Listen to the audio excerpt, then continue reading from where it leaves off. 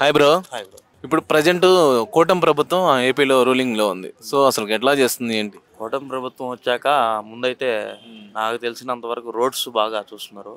అయితే కొన్ని కొన్ని పథకాలు చెప్పారు కానీ అవి ఇంకా అమలు చేయలేదు. అవి చేస్తే కూటమి ప్రభుత్వంకి జనాలు సహకరిస్తారు. అవి కానీ చేయలేకపోతే మళ్ళీ నెక్స్ట్ జగన్ని తలుచుకుంటారు ప్రజలు. సూపర్ సిక్స్ అన్నారు, అదేవిధంగా ఫ్రీ బస్ అన్నాడు. అసలు ఏది కూడా సక్రమంగా అమలు చేయలేదు అనేది ప్రజల్లో వినిపిస్తూ ఉంది బాగా. దాని గురించి మీరేం చెప్తారు అసలు? ఇప్పుడు జగన్ గారు ఎందుకు ఓడిపోయారు అంటారు? బాగానే చేశాడు అంటారు కదా, అమ్మఒడి ఇచ్చారు అన్ని. ఎందుకు ఓడిపోయారు అంటారు? ఆయన కొన్ని కొన్ని చేయలేదు. ఒకటి మద్యం, రోడ్లు, లేకపోతే ఇంకోటి.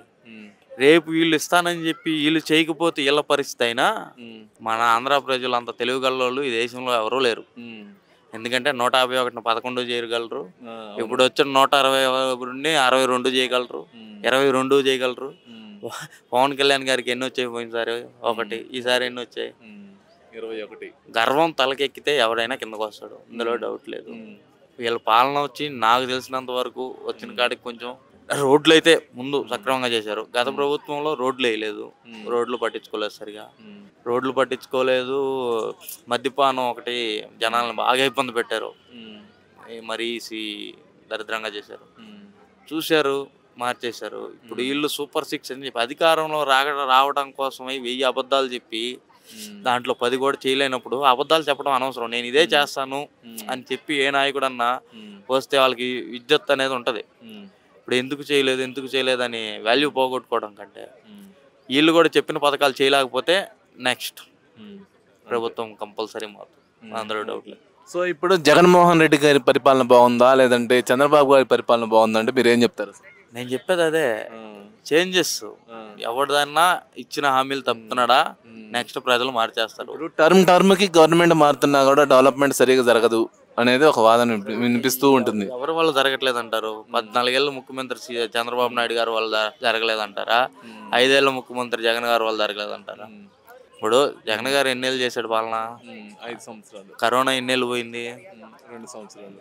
3 ఏళ్ళు. 3 ఏళ్ళైనా అంతగా చేయలేకపోయాడు జగన్మోహన్ రెడ్డి. అంటే 14 ఏళ్ళు సీఎం గారు ఎంత చేయాలి? ప్లస్లు మైనస్లు ప్రతి పార్టీలో ఉంటాయి. కానీ వీళ్ళు పదవిలోకి రావడం కోసమేమో సూపర్ సిక్స్ సూపర్ అని చెప్పడం కాదు, అవి కూడా కొన్ని అమలు చేస్తే ప్రజలకి. వాలంటీర్స్కి 10,000 ఇస్తాం కంపల్సరీ అన్నారు. అధికారం రాగానే వాలంటీర్స్ ఎట్టపోయారు, అసలు కంటికి కూడా కనిపించట్లా.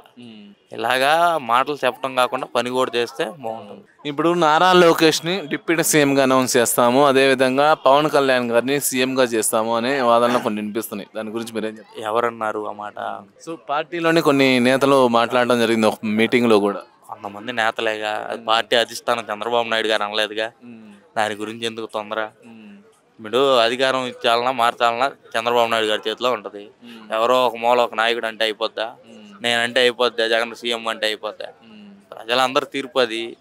రేపు అదేదన్నా అక్కడెక్కడో ఒక నాయకుడు మాట్లాడాడని చేయరు కదా. వాళ్ళ పార్టీ అధిష్టానం ఆ చంద్రబాబు నాయుడు గారు మాట్లాడుకోవాలి, దాని తర్వాత అది సమకూరుస్తారు. ఇప్పుడు పుష్ప 2 నిర్మాత మీద, అదేవిధంగా గేమ్ చేంజర్ నిర్మాత మీద ఐటీ రైట్స్ అనేది జరిగింది. అసలు దీని వెనకాల ఏమన్నా ప్రభుత్వం ఉందంటారా, లేదంటే ఏంటి ఎందుకు జరుగుతున్నాయి అసలు? ఐటీ రైట్స్ అనేవి కామన్గా జరిగింది. పుష్ప 2 జరిగిందంటే 200 కోట్లు 2000 కోట్లు దాటిందంటారు.